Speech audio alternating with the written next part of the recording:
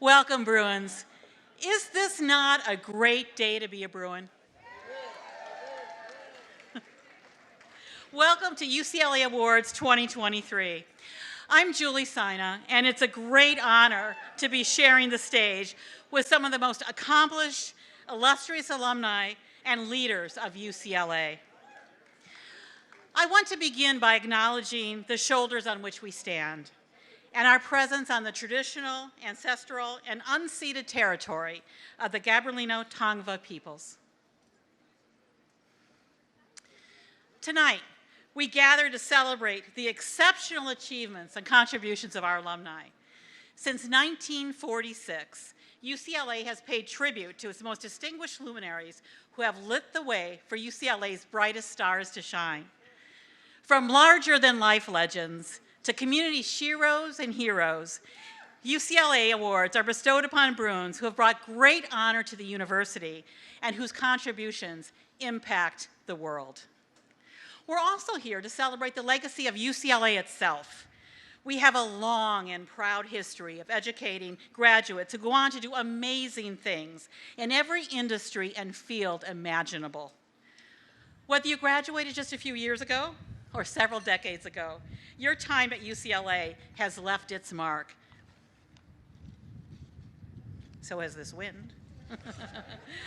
On lives and shaped who we are as a university today. You are a proud part of a noteworthy award class this year of Bruins who have gone on to accomplish amazing things. Groundbreaking discoveries, creating innovative technologies, policies, and art, healing our health and healing our hearts, teaching the next generation of scholars, and yes, restoring our planet through addressing rapid climate change.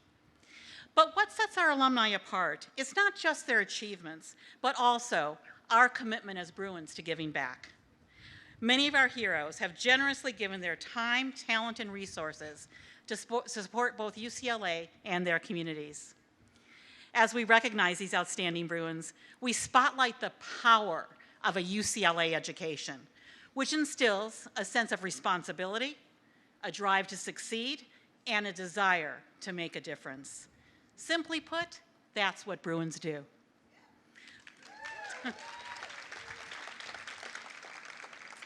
Whether near or far, your UCLA Alumni Association is here to keep you connected to UCLA with events like this evening or the thousands of events and programs we do throughout the year for more than 560,000 Bruins around the world. I would like to acknowledge our Alumni Association President, Ann Wang, and if you could stand, and all of our alumni board members so we can acknowledge your leadership. Thank you. To all of our honorees, we thank you for this inspiring evening, and I thank you for saying yes when I called, and then also for taking my calls. So thank you for being here tonight. And to all of our Bruins, we lift up the many ways you make a difference in your own communities and have that Bruin impact around the world.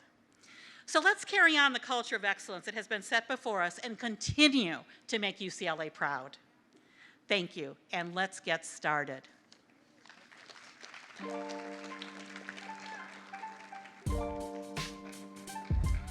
UCLA was a tough choice. I was in San Diego, first time college student for the family.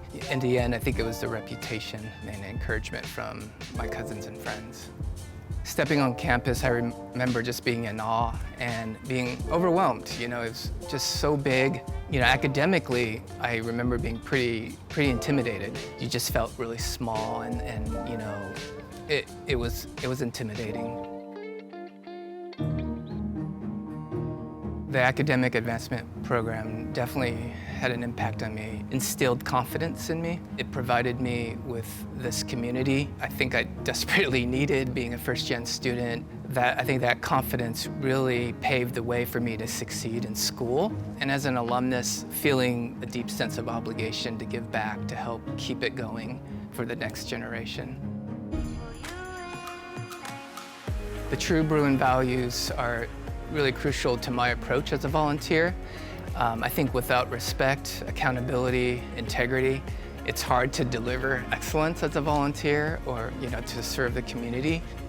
For students and new alumni, I would say my advice is to not be afraid to dive head in to serving the community. It'll lead to something else, it'll lead to something bigger, and when you find that thing that you're connected to, you're passionate about, it just explodes exponentially from there. Just make the commitment, jump in, don't worry about how small or big it is. Give yourself the opportunity. To me, being the recipient of the Alumni Volunteer of the Year is deeply meaningful. What a wonderful honor and very humbling considering all the great volunteers I work alongside. At the end of the day, I think it means that people find that I'm making an impact, and that means the world. Well, thank you to the UCLA Alumni Association for recognizing me as Alumni Volunteer of the Year.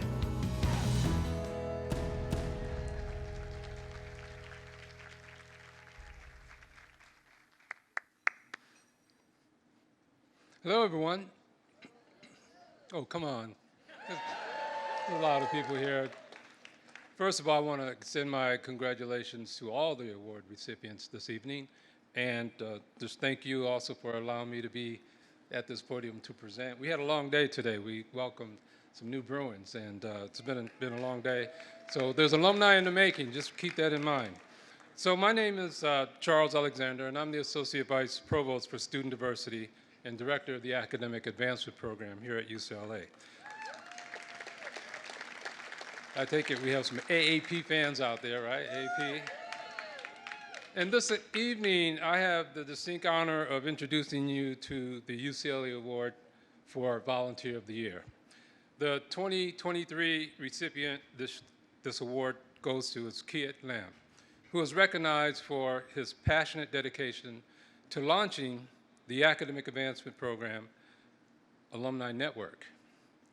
Over 50 years old, the Academic Advancement Program is dedicated to serving students from low-income, first-generation, and historically underrepresented backgrounds.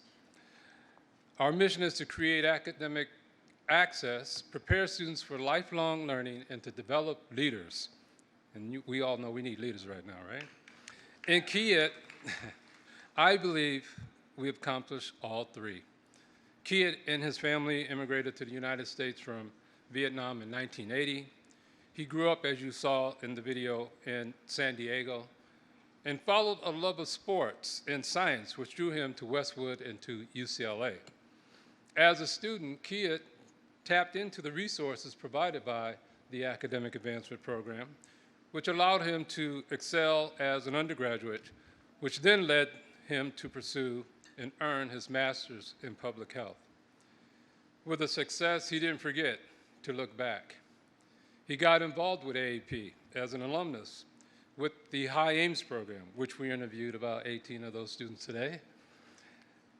High Aims provides academic careers and helps students who are interested in pursuing careers in the health professions. And Kiet is a big supporter of this program. In a collaborative effort with our office and UCLA alumni, Kiet and other AAP volunteers launched the AAP Alumni Network in 2021, the 50th anniversary of AAP. I'll put that plug in there, right? The Alumni Network gives Bruins an opportunity to bond over a shared experience as AAP alum and an opportunity to continue with that connection. But he didn't stop there. He brought ideals, he brought energy, he brought passion when we launched our 50th year anniversary. And not to mention, he brought funds. Thank you. Thank you, Kiet. It's this kind of tireless alumni commitment that will ensure the students of tomorrow will continue to benefit with the academic excellence of UCLA. So it gives me great honor, and I hope you will join me in congratulating Kiet Lam as a recipient of the 2023 UCLA Alumni Volunteer of the Year.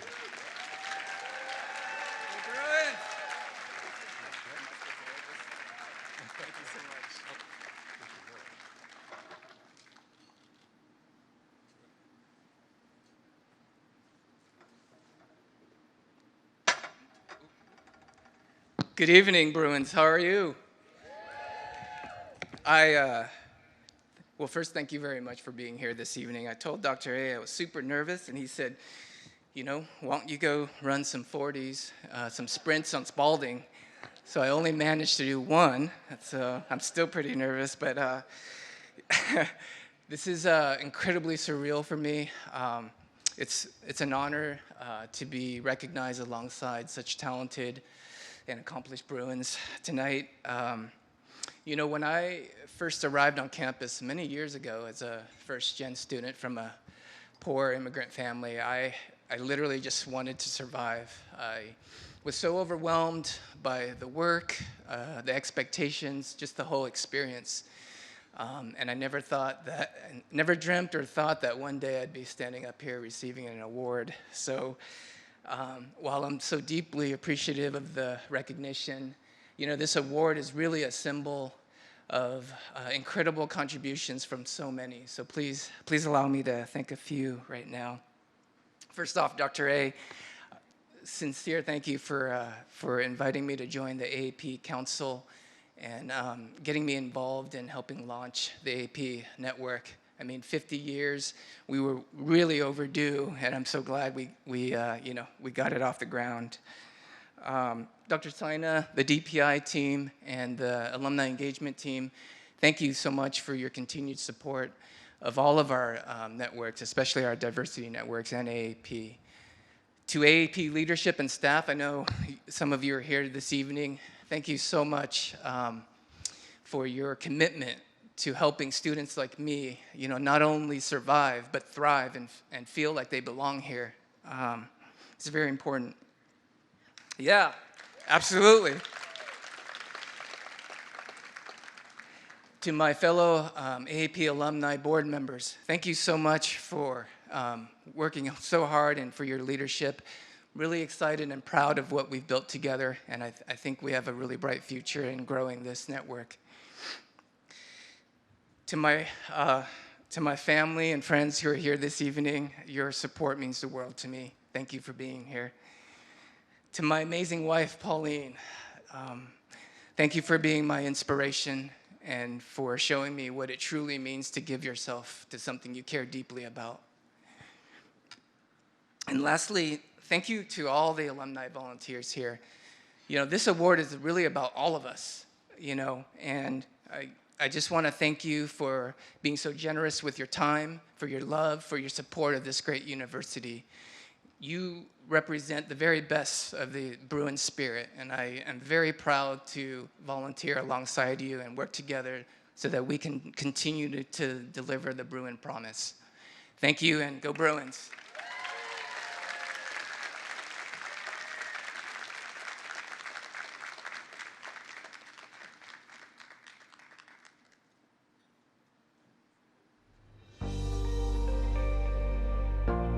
I chose UCLA for a couple of reasons. One, because I knew I would get a world-class education.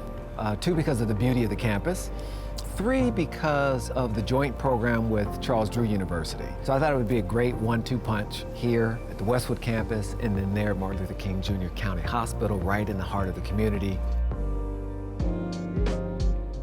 The challenge is you find yourself in a sea of high-achieving students, and you wonder how you match up with those students.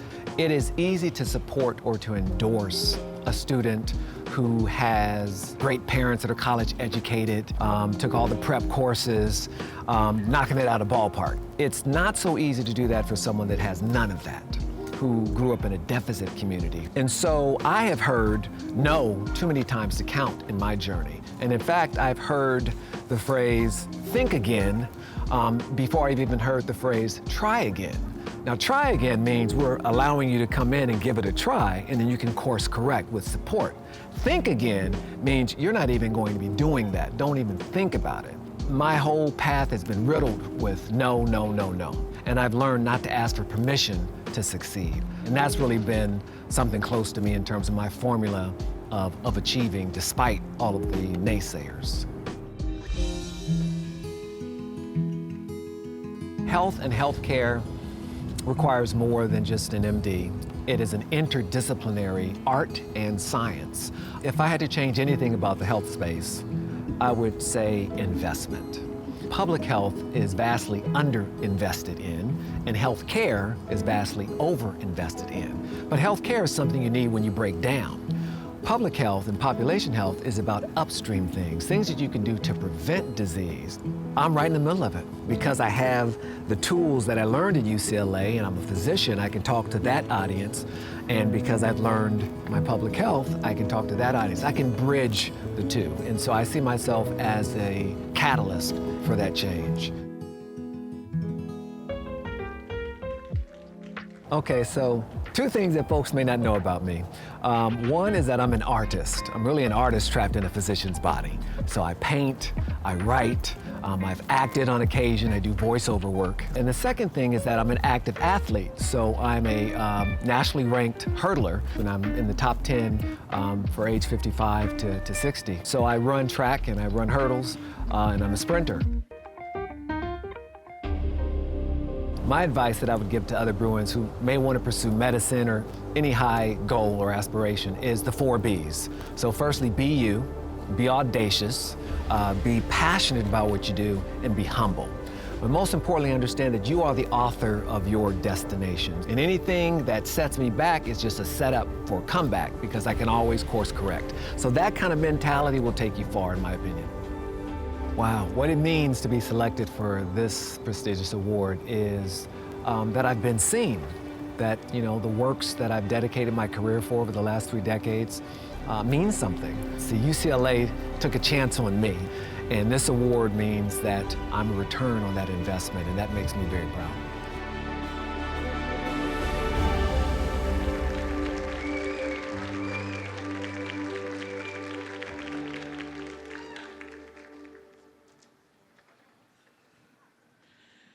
Good evening. We are now in the part of the evening where we hear and learn about the 2023 UCLA Award for Public Service and its admirable awardee. Bruins, my name is Deborah Prothro-Stith, and I'm Dean of the College of Medicine at Charles R. Drew University of Medicine and Science. UCLA Alumni Association awards for public service this honor. It honors alumni for their record of service in the public sector. This year's recipient is a change maker, Dr. LaMar Hasbrouck.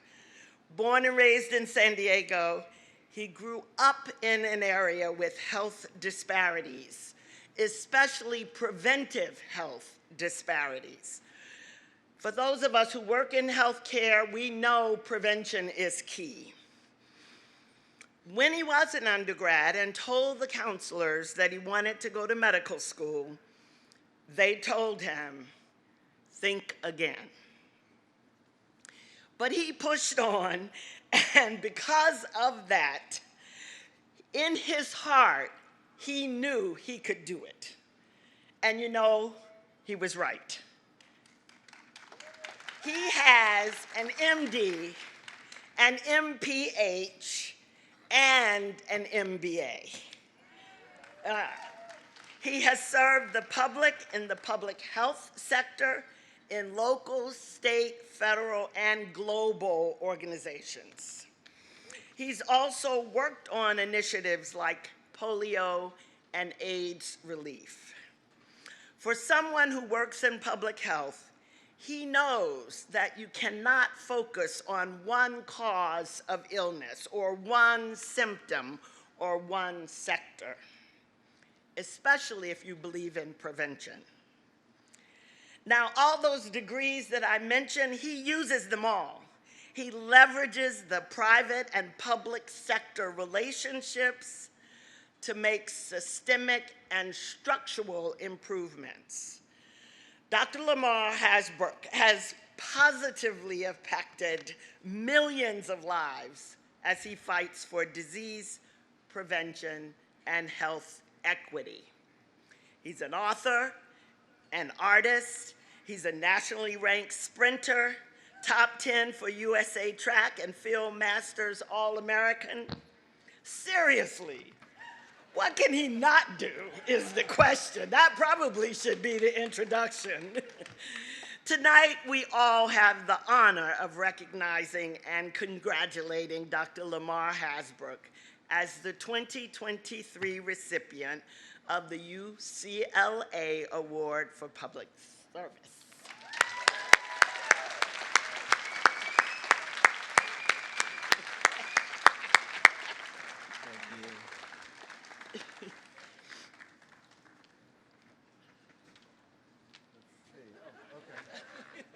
Oh, am I supposed to do that? I'm sorry. I think we got a photo op I'm here. very excited here.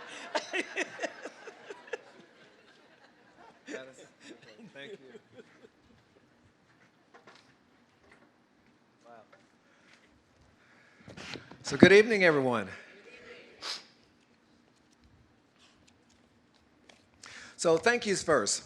I want to thank Vice Chancellor Kristina, Dean Provost Stith for that great introduction. I want to thank the UCLA Alumni Foundation, Alumni Association Foundation, and everybody behind the scenes that put on this beautiful event.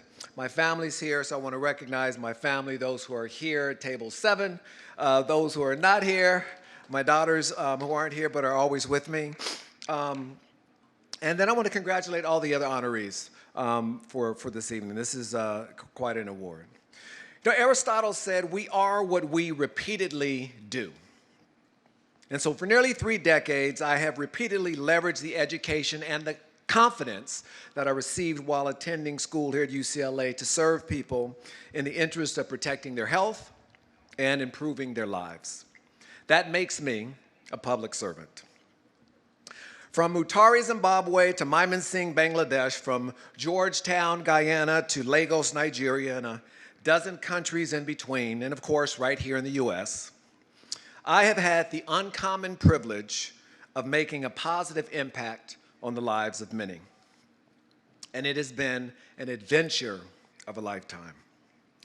But as had been mentioned, it almost didn't happen. See, at age 17, when I entered another University of California up north, who will go on remain unnamed, as a freshman, in week 2, I thought, you know, I better go see a guidance counselor. So I arranged a meeting with a guidance counselor, and I found myself sitting across the table from an African-American male counselor. Just my luck, I thought. Excited, I told him that I wanted to become a physician, but I didn't know how.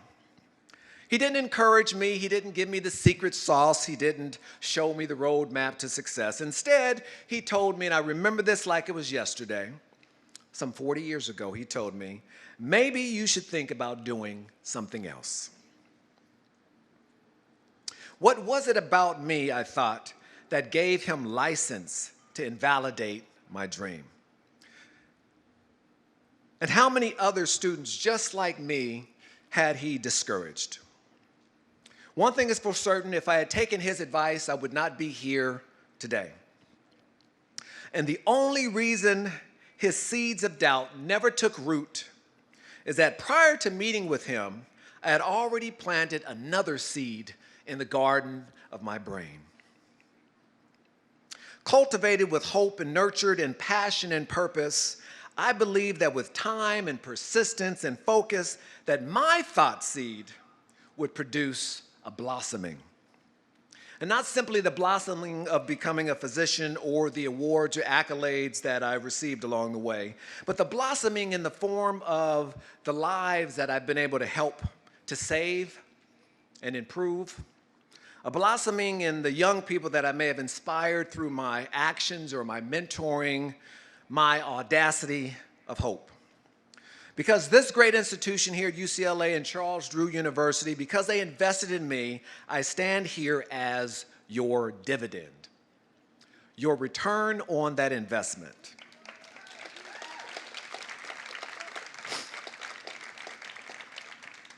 But more than that, and most importantly, I proudly represent the countless young people, similar to that 17-year-old dreamer, worth investing in.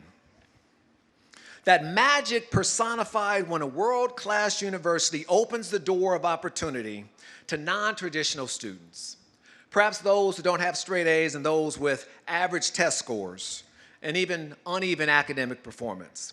Because while past performance may predict the first year of your success, steady performance combined with passion and purpose can blossom into heart-driven acts that can change the world.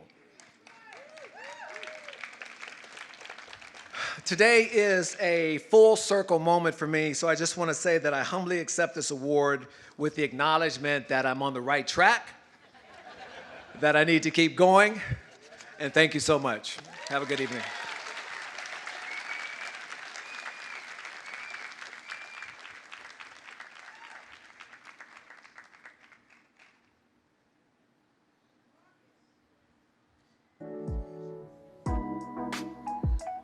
I came to UCLA as a master's student straight off of working really hard hours as a banking analyst, and I was just so in love with the campus, but also so excited to dig deep into the academics of atmospheric and oceanic sciences. I was just so excited to be there. I've dedicated my entire career to trying to understand climate change, not only from a scientific perspective, but also from a financial perspective and the impacts of climate change. When I first started my career working on Wall Street before I came to UCLA for graduate school, there was a separation between climate science and finance. People thought climate change is this problem a long ways off. It's something we don't need to think about. With extremes increasing in magnitude and events in the United States like the heat wave in the Pacific Northwest, the drought in the Western US being the worst in 1,200 years, you have to deal with climate change. You have to quantify what the impacts of your business will be. And it will be risks, but it will also be opportunities into the future for those early adopters that figure out what are the innovations that they can do. The friendships that I made with the other fellow women scientists in my program have lasted me and sustained me through my entire career now as a scientist. I mentor women in STEM because it's so important given how we still aren't at parity. And so I take mentorship and sponsorship really seriously because it's the way that we make sure that we not only attract, but we retain the best and brightest scientists in the field. To every Bruin, both students today, but also other alumni, figure out what it is that you like to do and find those intersections, and then you can actually craft what your impact will be on this problem. Everyone in the climate fight is doing this because we care about it, not because we ever expect to be recognized. And so thank you to the Alumni Association for this award. I am just so amazed that I was given it, and I am so honored and privileged to accept it. Just thank you.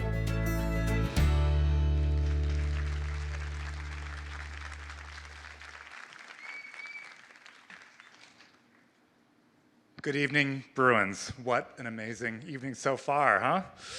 My name is Alex Hall. I'm a professor in the Department of Atmospheric and Oceanic Sciences, and I serve as the director of the Center for Climate Science at UCLA, and I'm also the interim faculty director of the Sustainable Los Angeles Grand Challenge. I'm honored to be with you. Yeah, thank you. Happy to talk about that later. I'm really honored to be with you tonight to give the award to someone who is as committed to protecting our planet as I am. Dr. Sarah Kapnick is the 2023 recipient of the UCLA Award for Young Alumnus of the Year. Sarah was also my Ph.D. student here at UCLA, and she now works for the National Oceanic and Atmospheric Administration, or NOAA. And I want to take just a second to explain the importance of NOAA. NOAA scientists do research to predict and protect our atmosphere and ocean. They also disseminate that knowledge and provide leadership and guidance in policy development that impacts countless lives on this planet. Sarah was recently appointed by the Biden-Harris administration to serve as the National Oceanic and Atmospheric Administration's chief scientist, and she is the third woman in the history of the US to hold that title.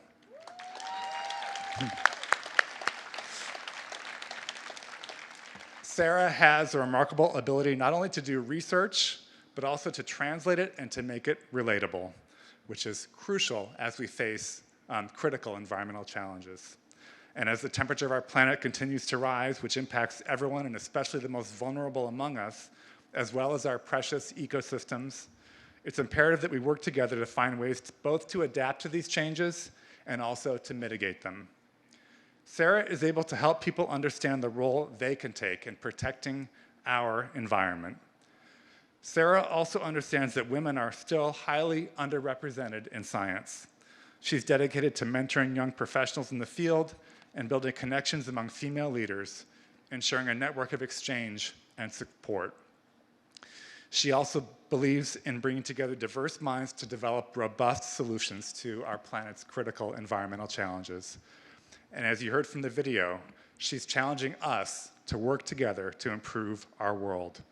So please join me in honoring this incredible human being, Dr. Sarah Kapnick, as the recipient of the 2023 UCLA Award for Young Alumnus of the Year.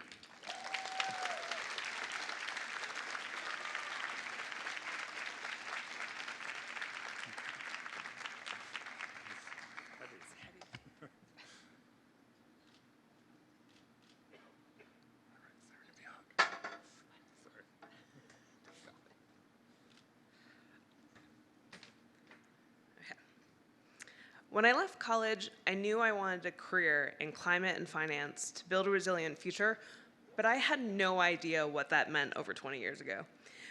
I thought I could figure out on Wall Street. They're smart people. Surely they must know about climate change and what it means. But no, I found climate wasn't even included, even in the most sophisticated bank assessing insurance risk and our exposures to natural hazards.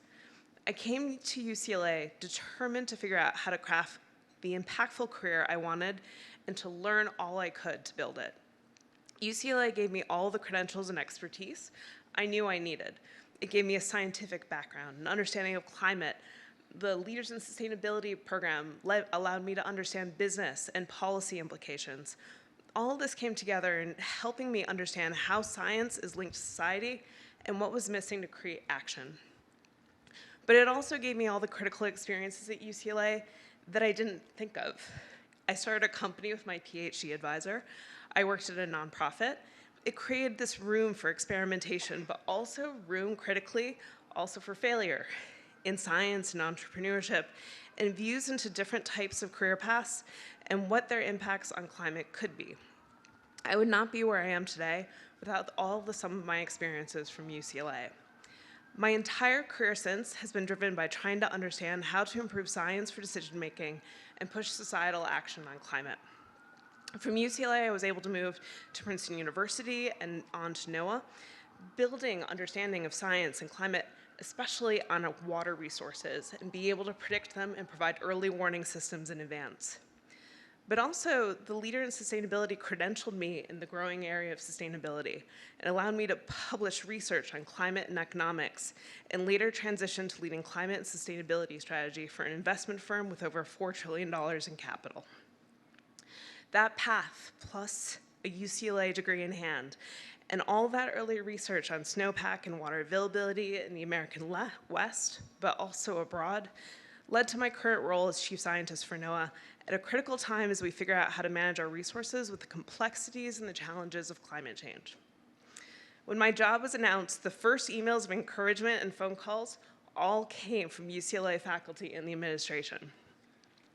I would not be here without that incredibly supportive UCLA experience, one that not all women in science get. This is a very special place for women scientists.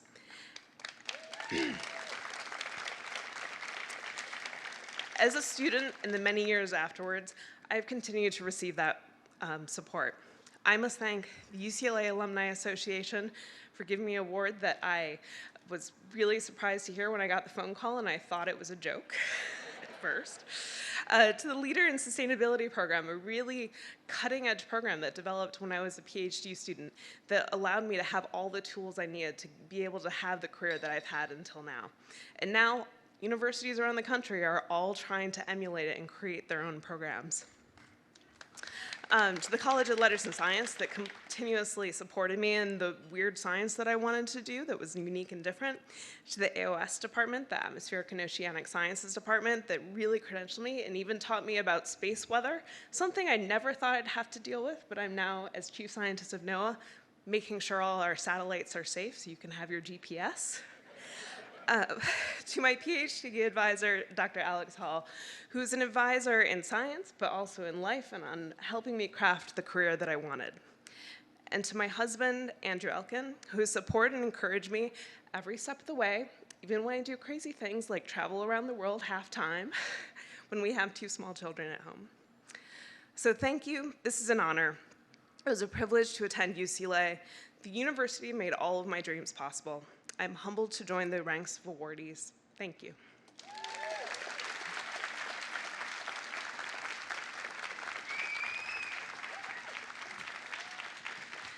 How are we doing so far, Bruins? So here's what's going to happen next. We're going to take a break for dinner. As soon as you all are seated with your dinner, we're going to start back up again. I do acknowledge it's a little windy, so thank you for your patience. But before we do that, I would like to invite you to join me in acknowledging and thanking the whole Luskin team that prepared the meal, served the meal, and will pick up after us.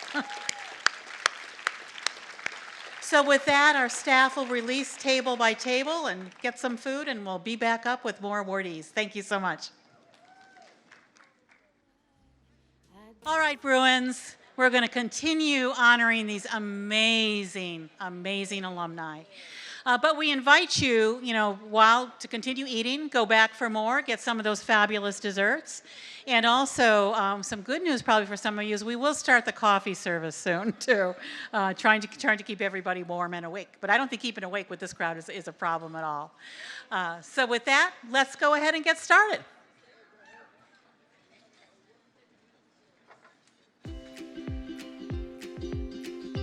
I feel that I was so lucky to be on this campus where I was introduced to Asian American Studies, where I was part of an Asian American theater company on campus. I also felt like I was really introduced to some really weird and interesting and innovative performance art in my department, World Arts and Cultures. I mean, my whole sort of joke about why I got into making my own performances is like, rather than pay a therapist, I could make an audience listen to me talk about my problems. For me, it's like there's some power in feeling heard and feeling like you're taking this pain or this frustration or this thing that you're just sitting in and putting it somewhere for someone to observe. I think during the pandemic, when I was running the anti-sewing squad, with my very limited sewing skills, right? Like, I'm not a professional seamstress. And I just sort of witnessed this moment where all these people came together, all these aunties came together to help sew. I didn't think that the anti-sewing squad was an art piece, but it felt like this strange community theater piece where instead of actors, I had aunties, and we were able to directly interface, basically sending protection to these communities that had no protection in this crisis.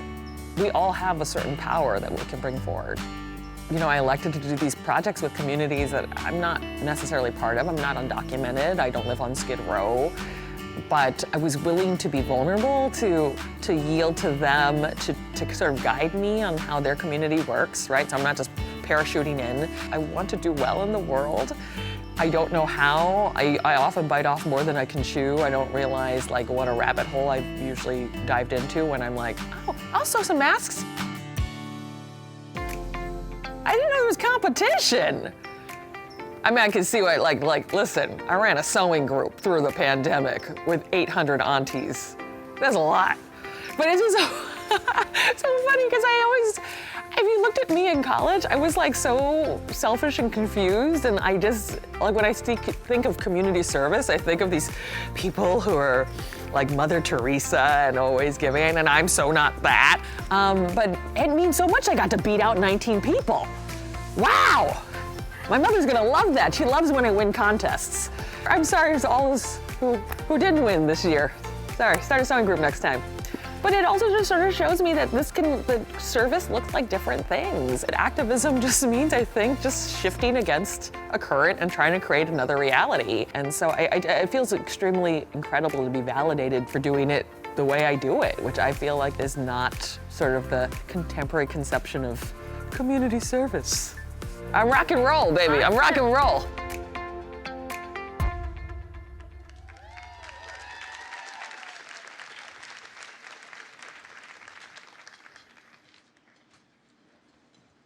Good evening, everyone. How's dinner going? All right, great. I'm Darnell Hunt, UCLA's Executive Vice Chancellor and Provost, also an alum.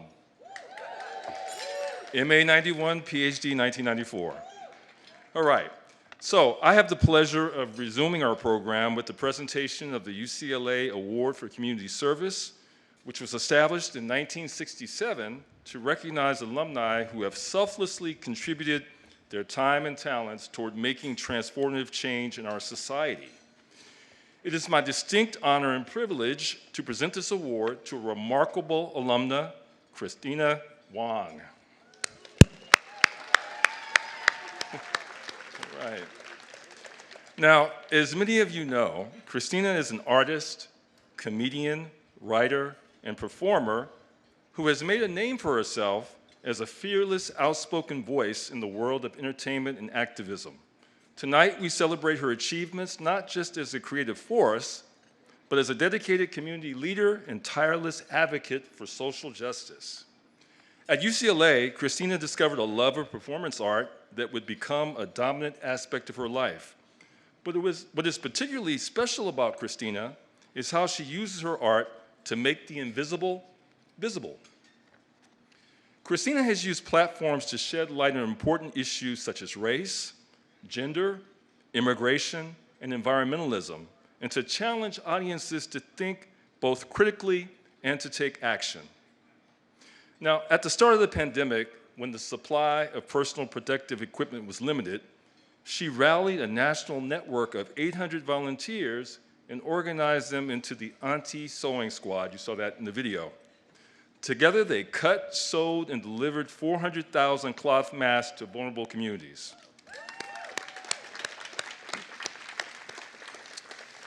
It was this experience that led her to write an award-winning play called Kristina Wong, Sweatshop Overlord.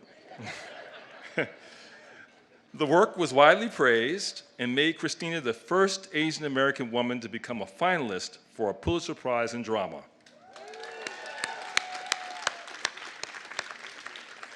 And as if these accomplishments weren't impressive enough, Kristina decided to take her passion for social justice a step further and use her influence to shape the future of Koreatown as a neighborhood council member. She has also been a mentor and a supporter to other young creatives and artists, activists, sharing her expertise to help them reach their fullest potential. Tonight, we celebrate Kristina for her accomplishments and impact on communities unseen, and for her dedication to building a more equitable society now and the years to come. Please join me in congratulating Kristina as the recipient of the 2023 UCLA Award for Community Service.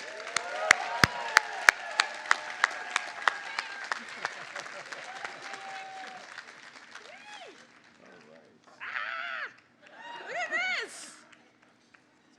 Wow, thank you. Oh, we do pictures. Okay. Thank you.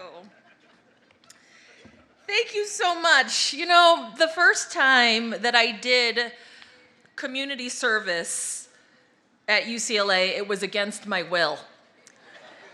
In 1996, I lived in Sproul Hall, where I liberated hundreds of tea bags from the dining hall, and I smuggled them into my dorm room. I stapled each packet corner to corner, and I created this beautiful, gorgeous window curtain. It was my version of a beaded curtain. And I had thought that I had made a gorgeous work of art from found materials.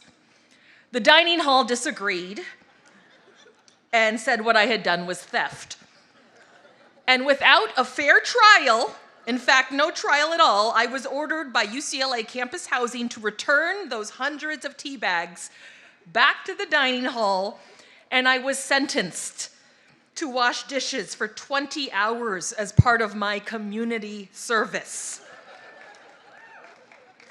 Making art with tea bags sure yielded a steep penalty, don't you think?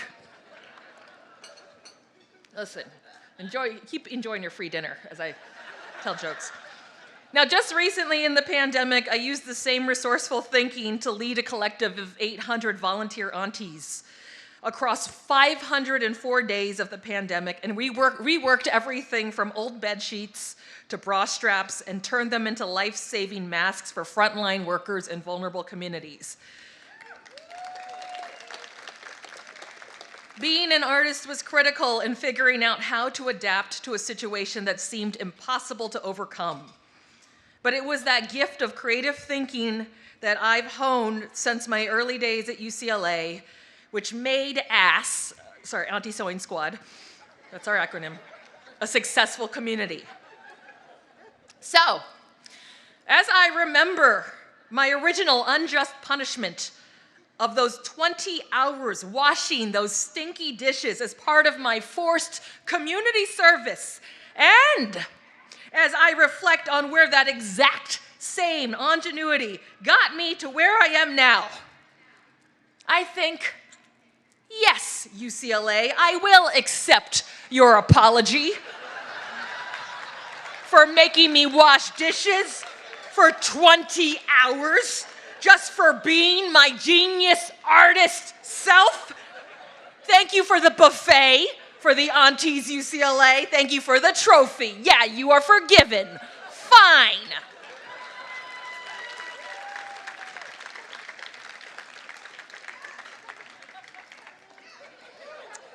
But what my version of community service is actually activism. And that's what I really am. I am an activist. I'm an activist who makes change as an artist. I create new systems where others have collapsed and failed us. Quote unquote, community service should not have to exist if we did live in an equitable world where nobody is subjected to starvation wages and then further penalized when trying to survive in impossible circumstances. We would not need community service if every human being was ensured the right to health care, housing, education, and food. I would like to thank my parents, my long-suffering parents who've come down from San Francisco to hear what I think is probably a very potentially horrifying story to them about those stolen tea bags. Don't worry, the story's not on my public record. It does not affect my credit score. To the aunties of the Auntie Sewing Squad, some of them are here today, and my friends, thank you, Ass, for sharing this honor with me by being here today. This is our collective labor, which takes the form of this trophy, which goes to my house. Thank you. There are very few situations when you can exploit the unpaid labor of mostly women and children and be called a hero, and I'm glad that I figured out what that situation was, so thank you. And thank you so much, UCLA. Thank you for this honor. It's great to be back to receive this. Thank you. I forgive you. Thank you, Chancellor Block.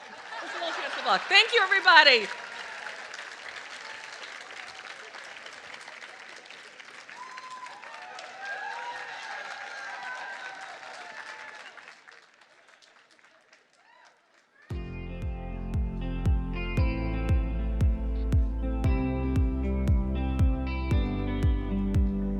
I got involved in the Daily Bruin at the start of my sophomore year.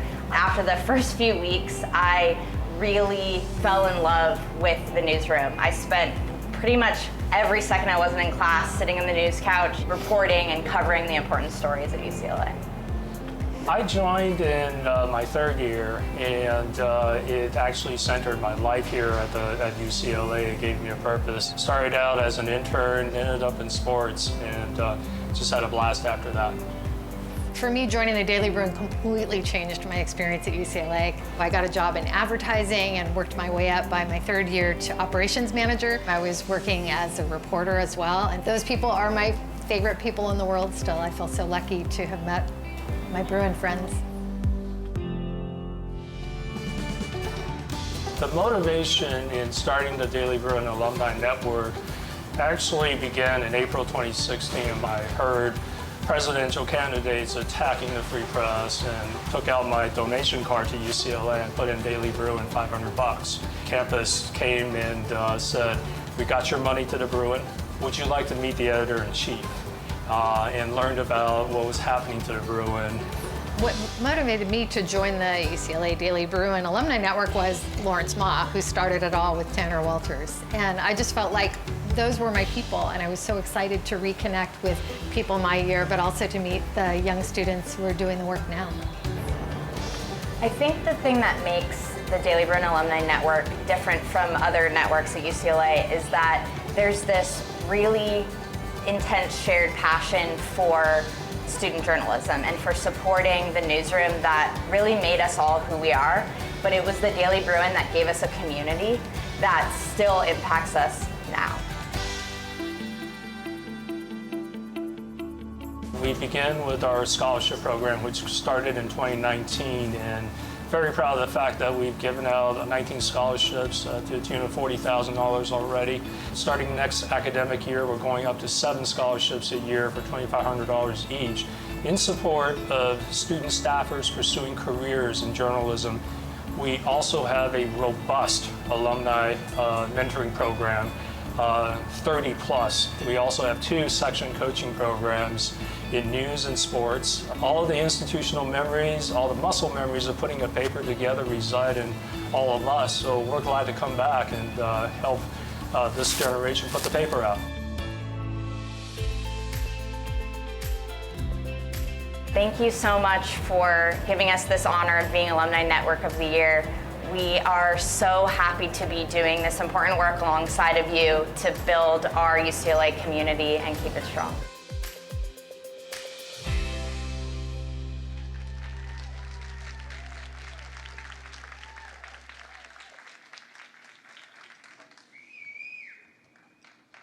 Good evening, Bruins.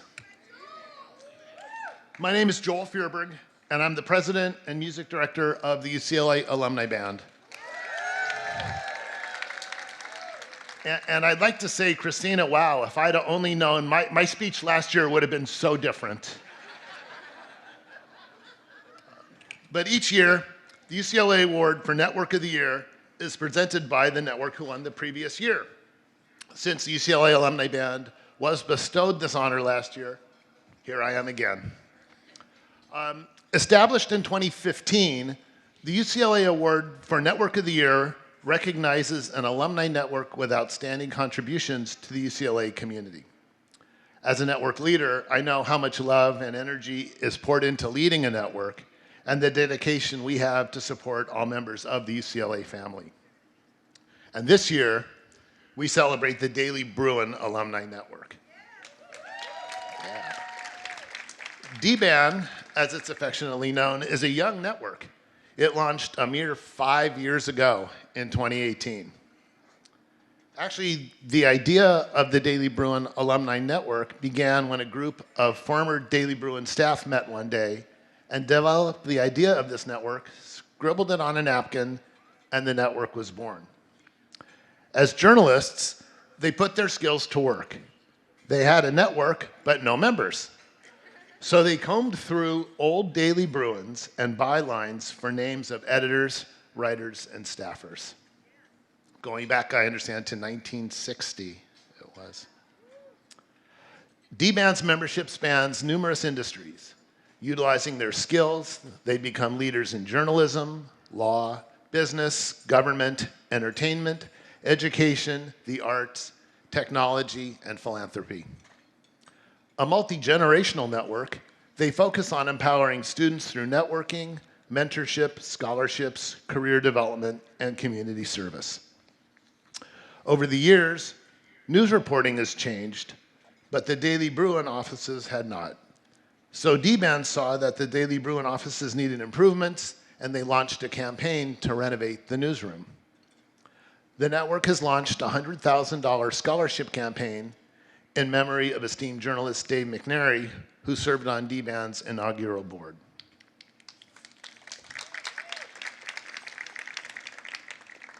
I was thinking back to when I was in school here, and my impressions and memories of the Daily Bruin. And you know, they did a great job really covering what was going on campus and the community and all of that. And I just remember being really impressed that a student newspaper could be so accomplished.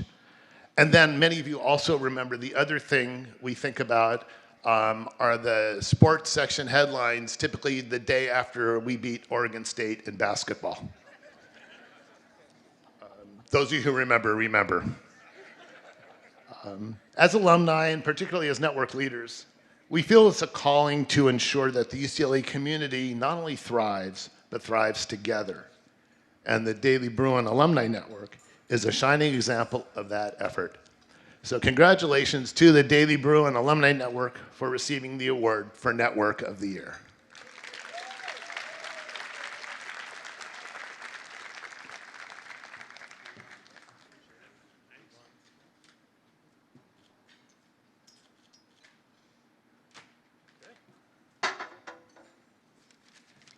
Good evening, everybody.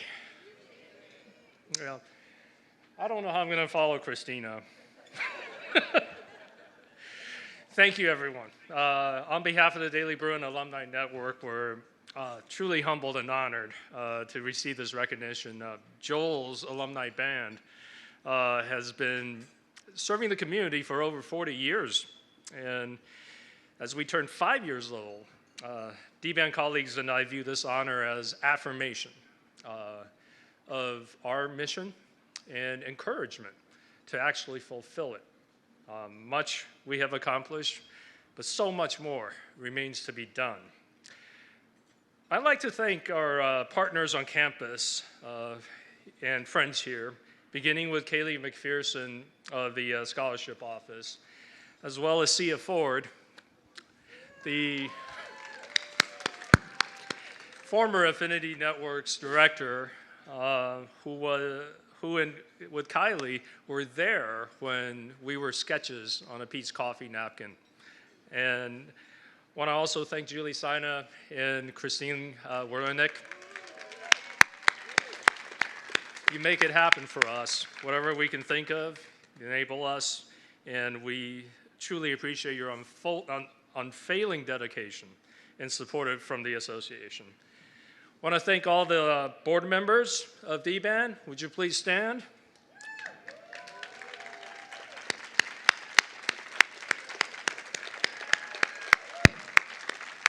I want to thank the legions of the Daily Bruin alumni out there, including one as far away as Dubai, who have given generously to our scholarship program and our mentoring program.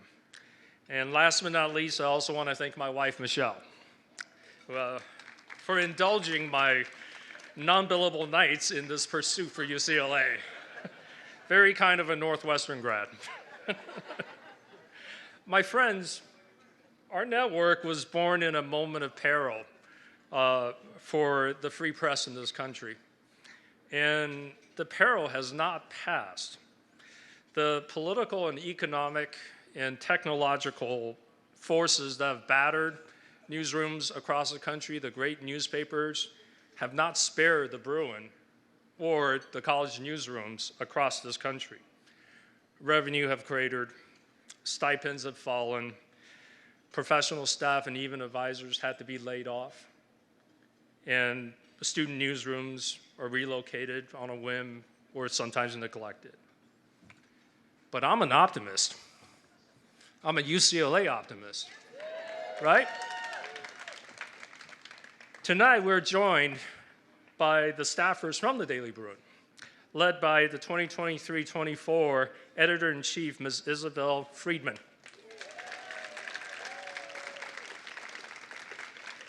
Isabel and her colleagues gives me hope, gives us hope that the future is still bright. And tonight, I want to call upon all of you to join D-Band in our mission to support students like Isabel and her colleagues at the cradle of the free press at UCLA. Your Daily Bruin was once the third largest newspaper in this city. It's a remarkable professional development lab that, as Joel mentioned, has turned out leaders across all fields. Not to mention Pulitzer Prize winners, which includes 2 more this week. It's time for UCLA to do its part for the future of the free press. It's time to invest in student publications.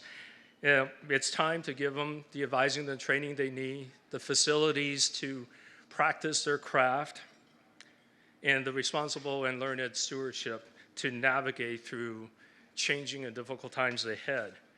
So please join us. In closing, I urge you to pick up your local newspaper. Wherever you are in the world, UCLA alums, visit dailybruin.com. Read about Westwood, read about your university.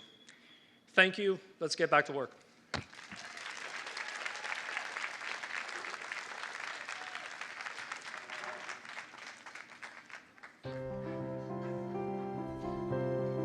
Leaving my country and coming to UCLA was probably the most exhilarating experience I've ever had. But it was also very scary.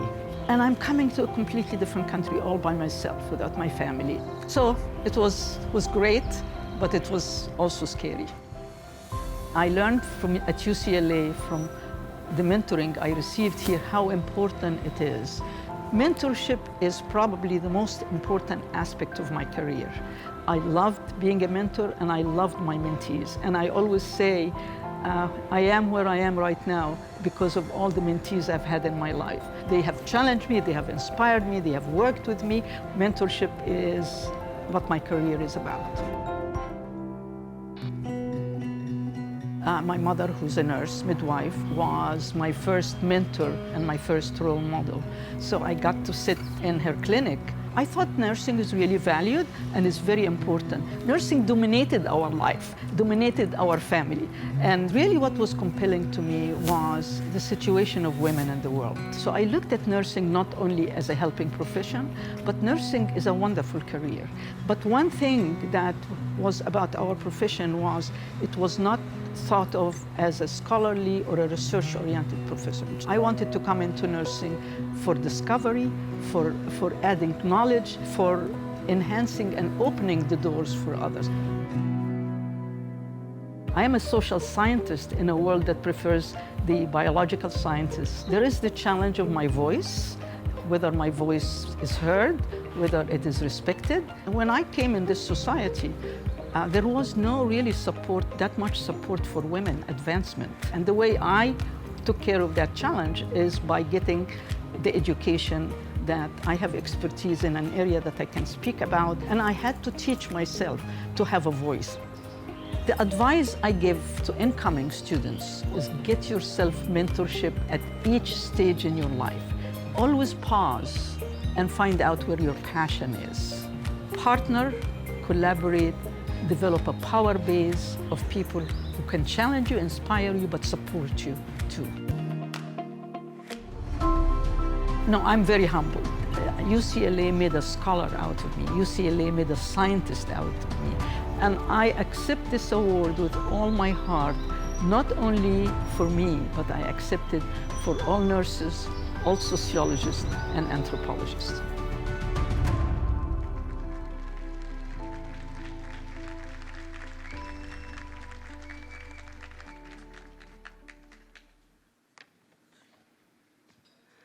Wow, I love her purple dress. Well, good evening, everyone.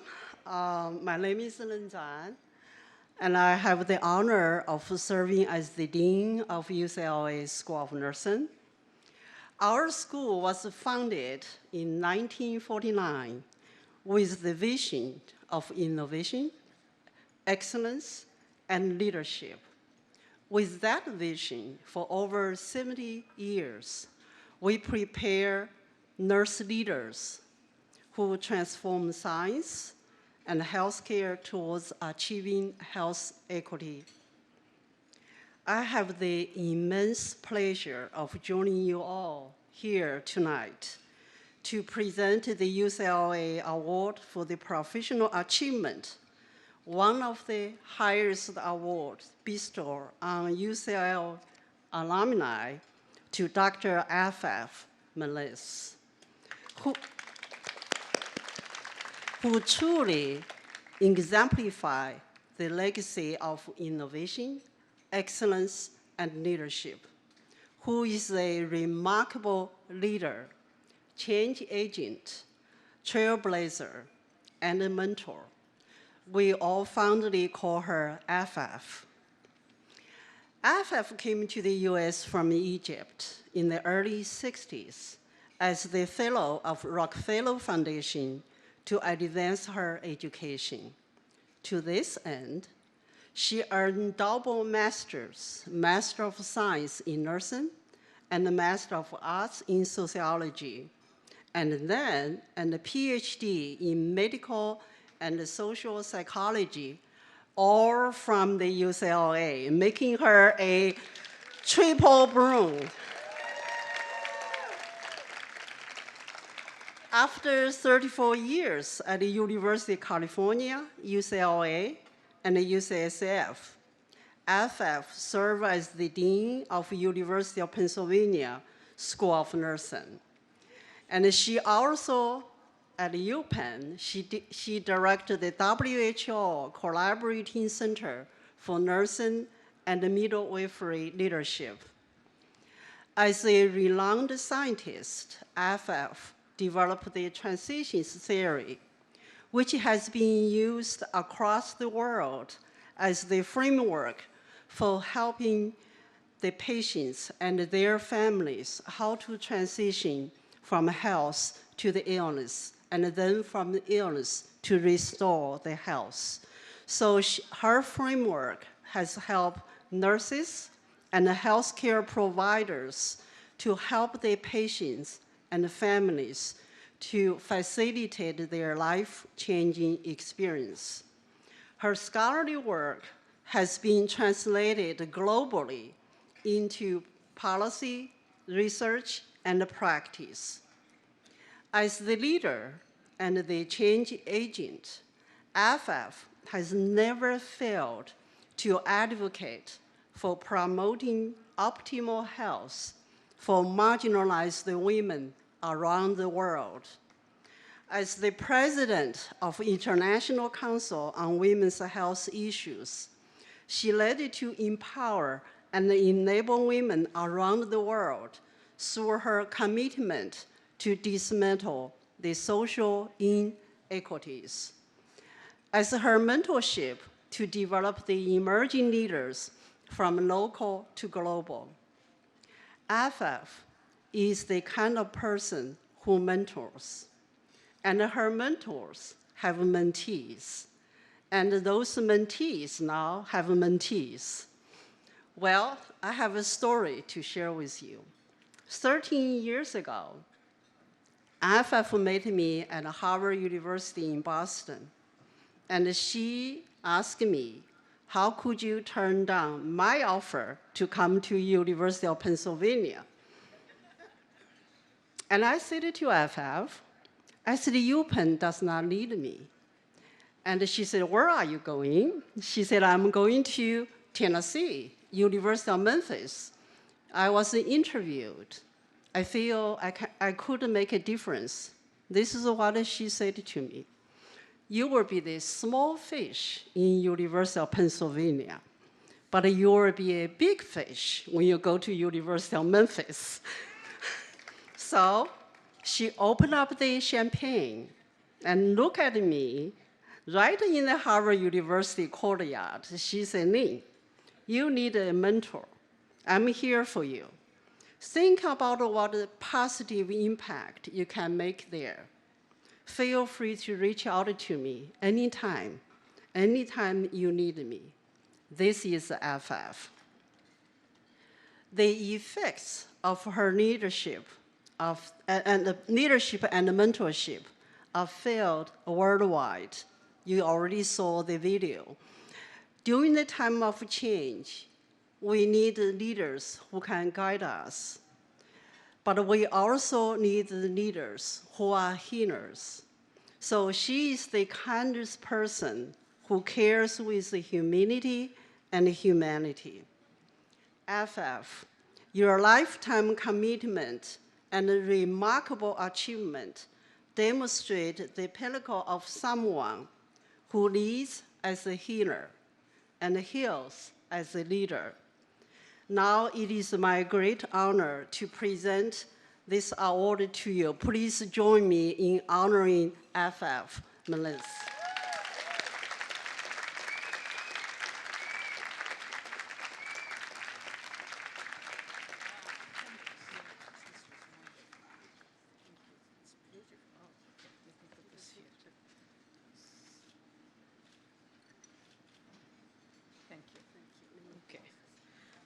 Boy, I wish my 7 grandchildren were here so they can see that I know something because they don't think I know anything.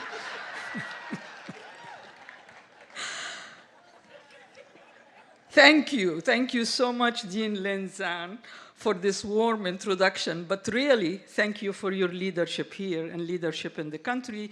I still have a bone of contention with you because you did not accept my offer to come to the University of Pennsylvania. But we are so happy to have you here. And thank you, UCLA alumni, for this grand evening. This is just an amazing. Thank you, Dr. Julie Sina and Sandy Nguyen, who planned and put all this together. So Sandy told me we can speak for 2 minutes, but she didn't tell me 2 Egyptian minutes or 2 Brazilian minutes or 2 American minutes. So here I go. I came to UCLA 60 years ago, only to study for a master's in public health and go back to Alexandria, Egypt, where I belong. I stayed, I got a second master's, I got my Ph.D., and then I started working right here in this university, my first job as an assistant professor. And I got married in Los Angeles, and I had 2 kids in Los Angeles. And I wish I could tell you I chose UCLA, but I did not. In the 50s and the 60s, choices of universities were not done by families who have limited resources and who are from developing countries. The Rockefeller Foundation gave me and my family 2 gifts that have been most transforming gifts. One was a scholarship that supported me for graduate education. And I'm telling you that because you all can give UCLA, because support is really important for our students, because some people can't come to UCLA. But the second major gift that I got was the choice to come to UCLA. My Rockefeller Foundation advisor, Virginia Arnold, decided that this was the best school in the country to prepare me for the academic career that I wanted. And boy, was she right. The education I received right here at UCLA in nursing and public health and social sciences opened my eyes, my mind, and my heart to underserved populations, to understanding inequities and injustices in the world. Not only the world at large, but also in healthcare system in particular. It helped me define my mission in the world, my mission for life, which became to uncover the experiences and the voices of people who are marginalized because of their profession as nurses, because of their gender, because of their sexual orientation, or because of their heritage. It didn't matter whether this individual lived in Cali, Colombia, Florianopolis, Brazil, Monterrey, Mexico, Alexandria, Egypt, or San Francisco, California, or in this university. Nurses, clerical workers, caregivers, women professionals, women professors, immigrants, all suffered from similar societal and occupational injustices. But I also discovered in the way of talking with all these people all over the world, all these women all over the world, all the marginalized populations, their incredible resilience and creativity in the ways they were able to manage their daily lives, manage their situation, and even derive joy in whatever they are doing. I learned a lot from them. They needed to be heard, they needed to be affirmed, and they needed to be empowered. I tried to do some of that. Much work still needs to be done. And each one of us right here must continue to uncover the marginalized in our spheres of life because they are around us, and find ways to find their voices and to make their voices heard. By empowering them, we empower ourselves.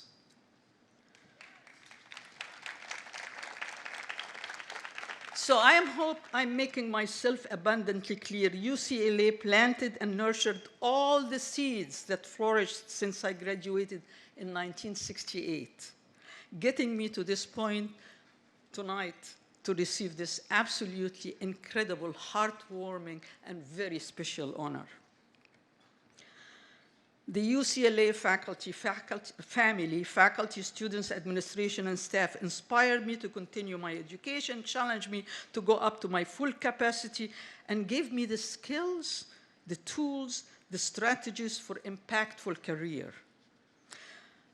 Burton Meyer challenged me to become a meticulous researcher. Ralph Turner made me a theorist.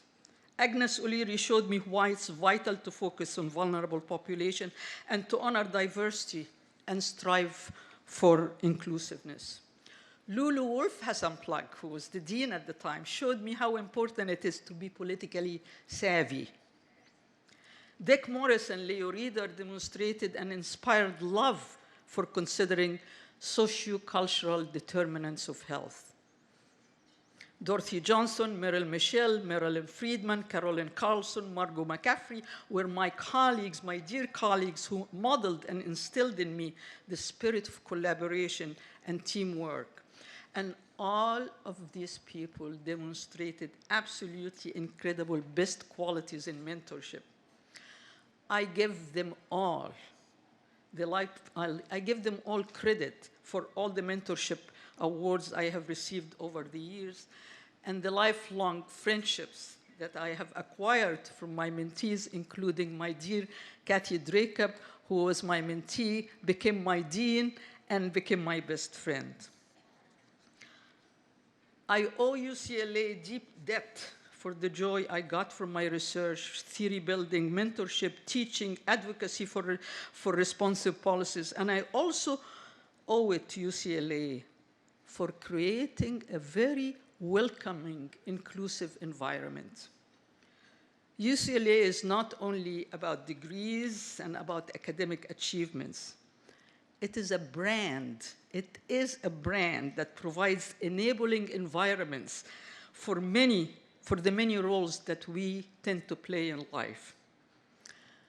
61 years ago, I was met and welcomed at the airport by Professor Mildred Disbrow, because she and the School of Nursing here felt that it would be really difficult for a person coming from a developing country at the age of 20 for the first time in their life to be arriving here not knowing what to do in the airport and not being in a familiar environment. But to further make us as international students and coming from other parts of the country welcomed and included the International Students Office here, offered to match my husband and I with a host family. Paul and Sandra Gerard, UCLA alums, opened their home and their hearts to us, and from them we have learned a great deal about American way of life and about family in this country. They are represented here by Drew Gerard, who was 3 years old when I met the family. Thank you, Drew, and thank you, Paul and Sandra Gerard. I also met some of our best friends here, Dr. Salwi and Laila Salawi. So UCLA provides that environment. So I came to UCLA wondering what the letters UCLA really meant. And I left it being totally transformed and knowing that U stood for unique, unifying, uplifting, urban, and ubiquitous experiences. The C is for classy caring that culminated in enhancing my capacity and capability to make a difference in the world. The L was for limitless learning and for launching my career, leadership, and for how lucky I was to come to UCLA and to see this intellectual love here. The L is for the long-lasting legacy that UCLA left in my life and made me develop my own legacy. And the A is for accessible, advanced graduate education and for abundant experiences that made me active globally and adaptable everywhere. A is for awesome. So I'm humbled by all the people who got awards today. And I'm thinking that we are all Bruins. But what does B-R-U-I-N stand for? B for bold. R is for relentless. U for undeterred. And the I for intuitive. And the N, I hope all of you are as nasty as I am. Thank you, UCLA. Thank you, Dean Lenzan. And thank you, Sandy Nguyen and the Alumni Office. And thank you all for being here in this cold weather.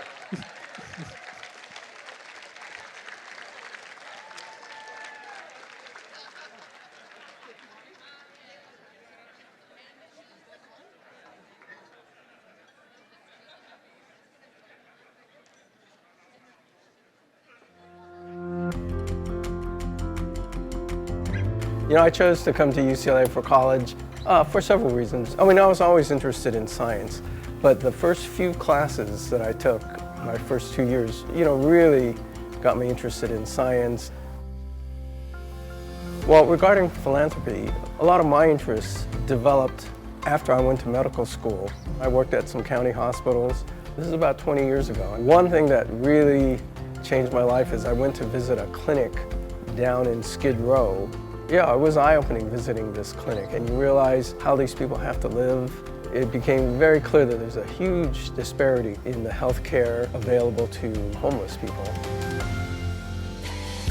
The other area that got me interested, you know, I'm a radiologist, and over the years, I mean, I've seen so many patients who have developed cancer and then they get treated, but then it comes back. That's why we're really involved in medical research. I think just continuing your education is a great thing for an alumnus. We live nearby, and I started coming to some of the lectures that different departments give in the evening. I really wasn't involved with the environment and didn't understand. But after I started coming to these lectures here at UCLA, you know, I got more interested and got more involved. I used to drive my daughter to her piano lessons and sit in on them, and then I'd help her at home. That got me interested in playing again, and then all of a sudden there was an opening with her teacher right after her lesson, so I started taking lessons, and that was probably almost 20 years ago. I have joined a lot of boards over the years, and I think that it helps me understand the problems better, be assured that the money that we donate is being reasonably well spent, and meet people who are involved. It's amazing the people that work in the nonprofit sector and dedicate their lives to one of those causes that I mentioned. Helping out in this philanthropy is satisfying. You know, we look at the major problems that are going on now, and so things like homelessness, medical research, education, and the environment. So we try to direct our energies, you know, to major areas like that. I was surprised I won the award, and you know, because there's so many graduates of UCLA who have accomplished so much. But it's a big honor. You know, I know my father won the award, and he considered it one of his top awards that he won in his lifetime. In that sense, it means a lot. It's certainly a great honor.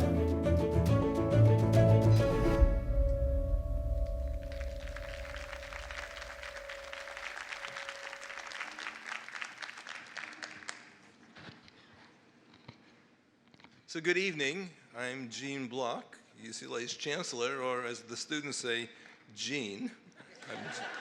I'm just Gene, right? But I've had the pleasure of attending this annual celebration for the last 15 years. I've been here a long time. And every year I'm reminded how much of a privilege it is to be surrounded by so many inspiring alumni. You listen to these stories, it's incredible what our alumni have accomplished, and that's what we're about. I mean, when we have alumni that are changing the world, UCLA is changing the world.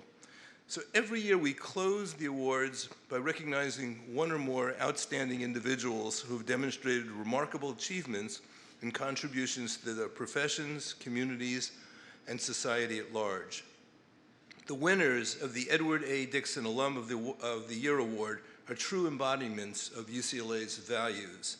They're individuals who have applied their considerable abilities in the support of the common good, truly reshaping the world and ensuring it's a better place for all that come after. It's my distinct honor and privilege to present this year's Edward A. Dickson Alumnus of the Year Award to a good friend, a great alum, Dr. Kiet Terasaki. So Kiet was born and raised right here in Los Angeles and attended UCLA for his undergraduate and medical school studies, developing a specialty in radiology. He currently serves as a radiologist with the Kaiser Permanente. In his many years in Los Angeles, Kiet has seen our city from all sides and has recognized the substantial disparities that exist within it. This is why he serves as chair of the board of the John Wesley Health Clinic, which operates 20 clinic sites in underserved areas of LA County. It is why during the height of the pandemic, he led efforts to bring personal protective equipment, free vaccination sites, and COVID-19 testing to protect the Skid Row community. Extraordinary. Kiet is a beacon of hope, offering his light to those who need it. But beyond his direct support to vulnerable groups, he's also invested tremendously in research, as you've heard, and innovation to improve our understanding of the world and to develop solutions to pressing large-scale problems. Kiet's contributions to UCLA run the gamut. They include support for scholarships, the UCLA Japan Center, the UCLA Institute of the Environment and Sustainability, endowed chairs in the life sciences and the physical sciences, and supported the work of Nobel Prize-winning astrophysicist Andrea Ghez, and Professor Ghez is table 3 right here. Thank you, Andrea, for being here tonight.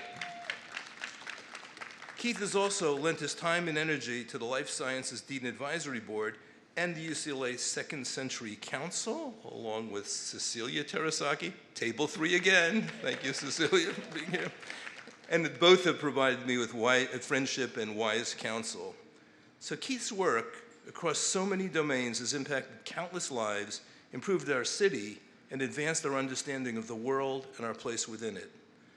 It is my great honor to recognize Dr. Kiet Terasaki with UCLA's highest tribute, the 2023 Edward A. Dickson Alum of the Year Award. Thank you.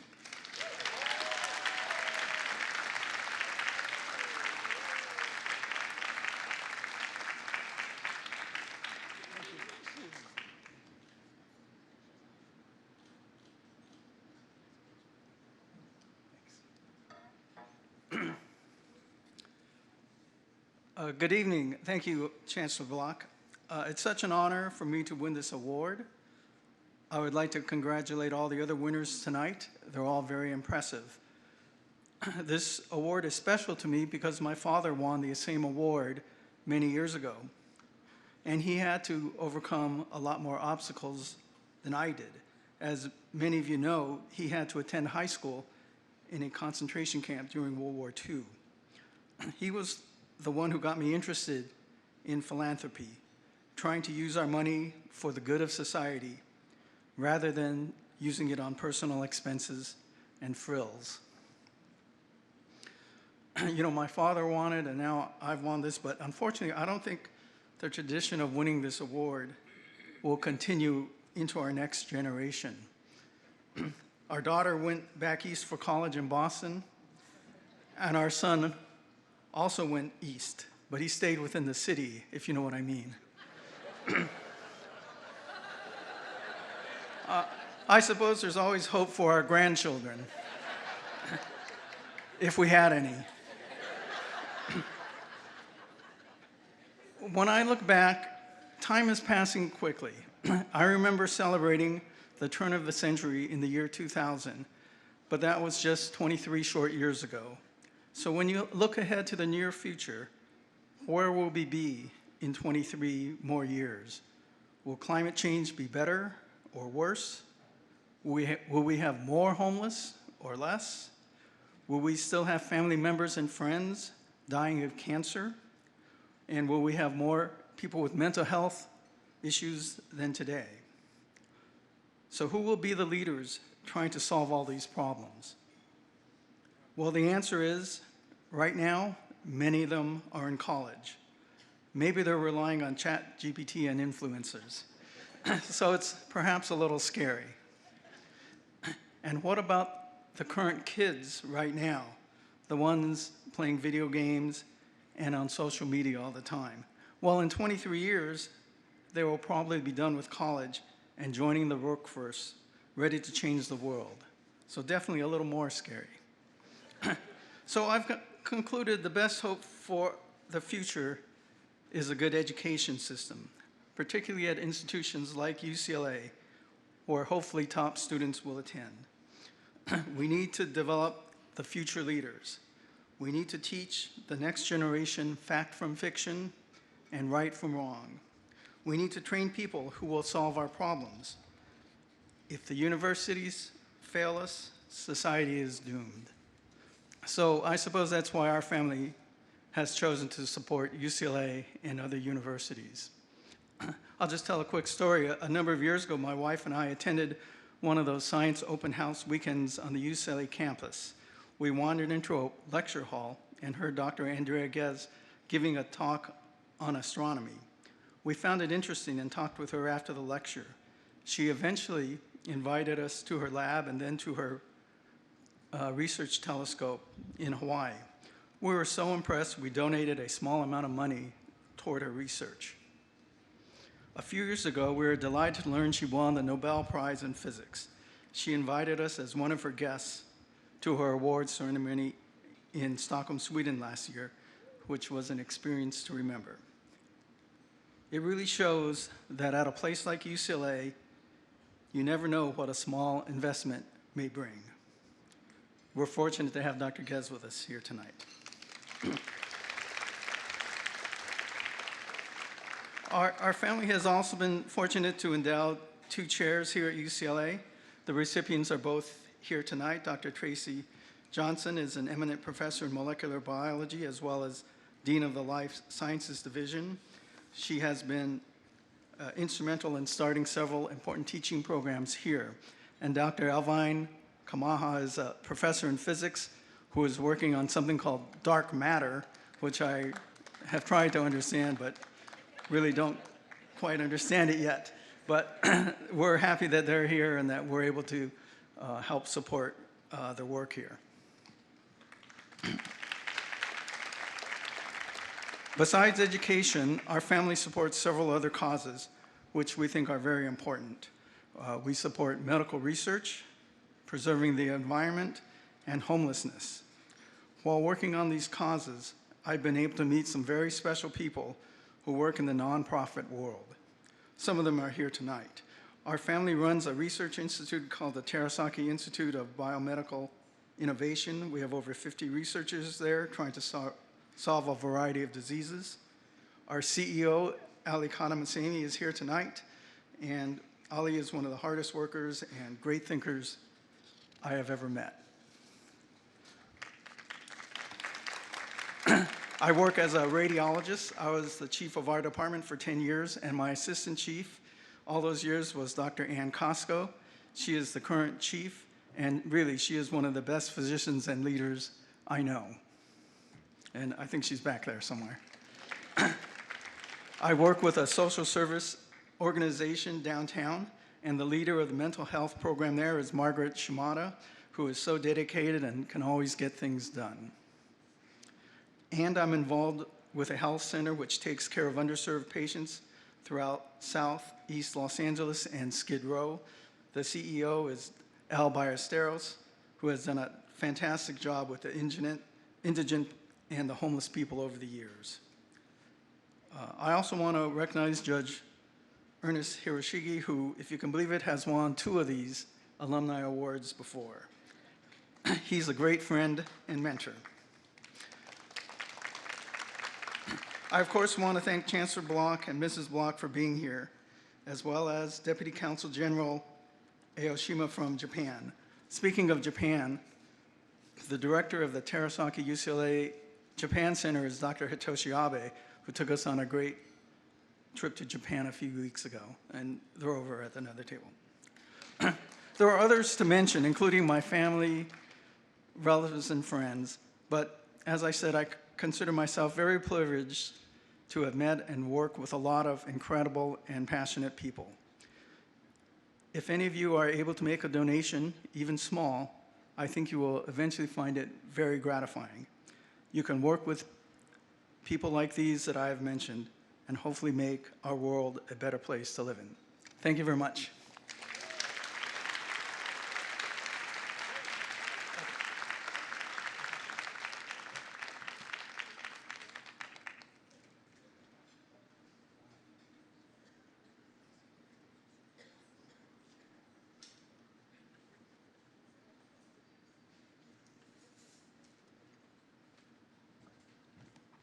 As we started at the beginning, what a great day to be a Bruin, right?